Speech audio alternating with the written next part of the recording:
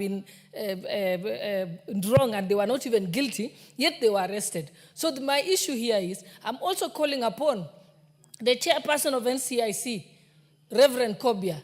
Reverend Kobia must act and not allow people to get over it. Because if we remember, prior to the 2022 elections, I remember 300 police officers were sent to Uasin County to arrest Honorable Oscar Sudi for making remarks that were not even hitting to the threshold of the National Commission and Integration Act.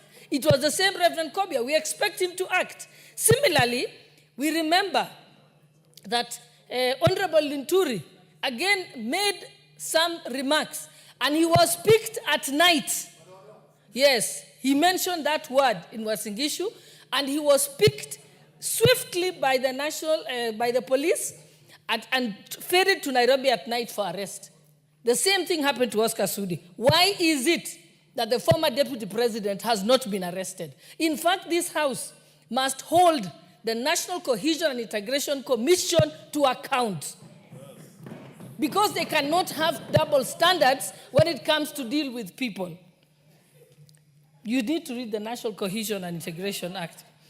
And therefore, that is what we must say. And we, again, speaking as Member of Parliament for Uasin Gishu County, which bore the brunt of the post-election violence, we cannot allow anyone to mention that again. We made peace. The pastors and the old men had a meeting in Korusoi. That matter was settled, and we promised ourselves that we shall never mention it again. So on behalf of the people of Uasin Gishu County, we are very offended by the remarks of the former deputy president.